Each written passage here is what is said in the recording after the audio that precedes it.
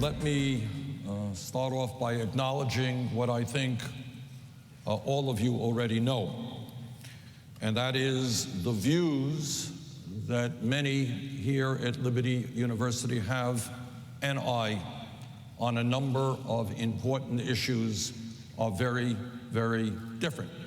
But I came here today because I believe from the bottom of my heart that it is vitally important for those of us who hold different views to be able to engage in a civil discourse. That's Bernie Sanders yesterday. We haven't talked a lot about Bernie on this program, but that was the senator from Vermont explaining why he spoke at the conservative and evangelical Liberty University. It was founded by Jerry Falwell. Sanders is Jewish, he's a socialist, but he wasn't afraid to speak his mind in front of a crowd with a totally different mindset. And maybe that's one of the things that is getting some people excited. Brand new online poll by CBS News and YouGov shows Sanders with big leads over Hillary Clinton in both Iowa and New Hampshire.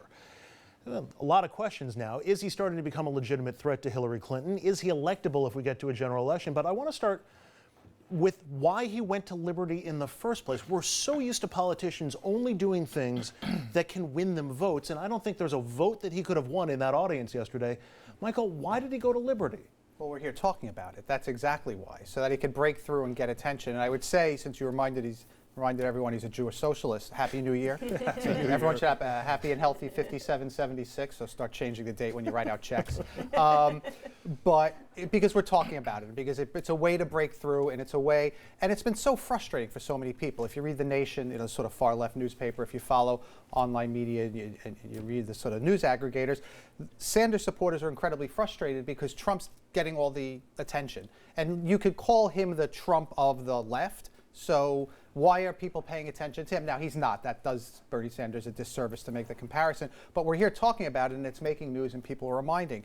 And the Clinton folks are expecting to get trounced in New Hampshire and in Iowa. So they're already talking about a southern strategy and a southern line, a firewall that he can't break through, precisely because of his views. That answer is a little bit of a letdown, only because, he can't. Sorry to disappoint No, you. that's okay. You're speaking the truth, but I thought Sanders was speaking the truth yesterday when he said, hey, you should be able to go and talk to people who disagree with you. Gina, do you think there's more? Do you think that's part of why he went to Liberty? Do you believe him when he says that? Or do you think, as Michael said, this is all about getting us to talk about him? Well, I think it can be a combination, but I have to say, if people didn't see what Bernie Sanders had to say at Liberty, it was absolutely a riveting speech. And I think the reason that he went there, of course, everybody goes to get attention, but beyond that, because unlike Hillary Clinton and unlike some of the other people on the right, he actually has a reason for running, and it's a reason he can explain to anybody, whether you're far right or far left. He can say, look at, the economic inequality in this country is a moral issue. If you are moral people, which they are at Liberty, you should care about this, and we should try to together solve this problem.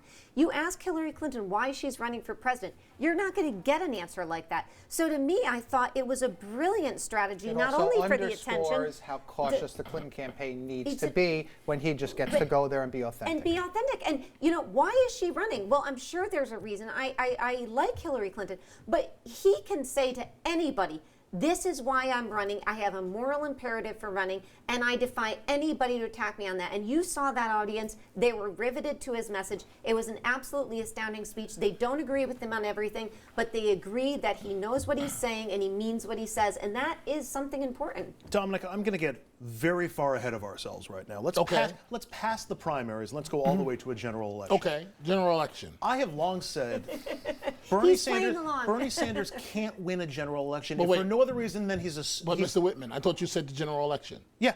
Well, if you're talking about the general election, you're not talking about Bernie Sanders because he can't win. Okay, thanks for playing along with my hypothetical. Okay, but go ahead with your... Right. Okay, I'm sorry. I didn't mean to burst your bubble. Does the fact that he's got the title socialist in his party affiliation and negate any possibility of him winning the White House? Yes, to a degree. Also, his far-left views won't connect with some across America. It's a win-win when he goes to Liberty. What's the downside? He gets out there, changes the news cycle a little bit.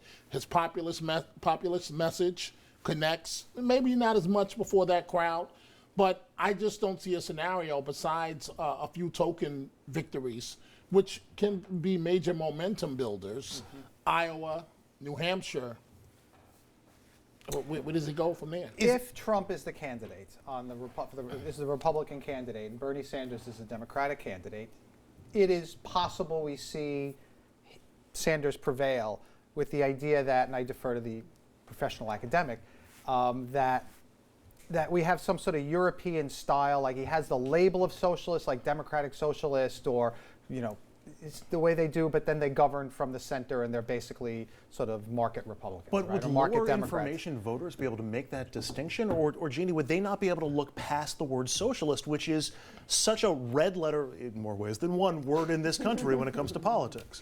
It's going to be very hard. I mean, I have to say in both cases, what do we have to look at? History is our only guide, and we simply do not, or the parties do not nominate people on the far right or far left. So, Mike and Dominic are absolutely right. It's historically unheard of to think that either Trump or Sanders get the nomination. So we're probably looking at an establishment type candidate when you get down to it, because remember, this is a game of numbers. What did Hillary Clinton tell us already? She already has 1/5 of the delegates wrapped up. Because she Half learned of her the lesson super from 08, delegates. where she had none of them. And this is a game of numbers. So, Bernie Sanders, I think he's doing a magnificent job. But is it enough to get the nomination? Historically, probably not. It's almost, Andrew, to a degree, like Jesse Jackson in '88.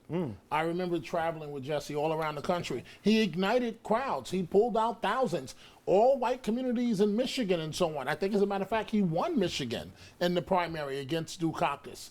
But the fact of the matter is, every reporter on that campaign trail assigned to cover Jackson knew that we were looking at energy to energize the base for the eventual Democratic nominee, but it was never, ever going to be Jesse Jackson. Michael, does Hillary have to respond to Hillary at some point, or does she have to at least give a head nod towards the progressive left and at least ostensibly move some of her positions a little further left?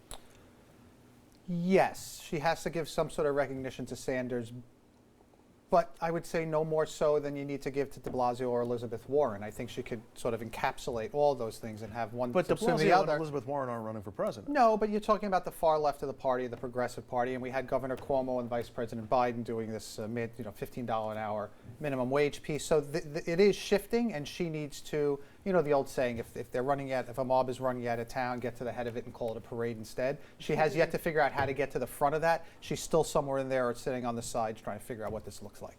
Jeannie, you agree? Do you think she has to respond?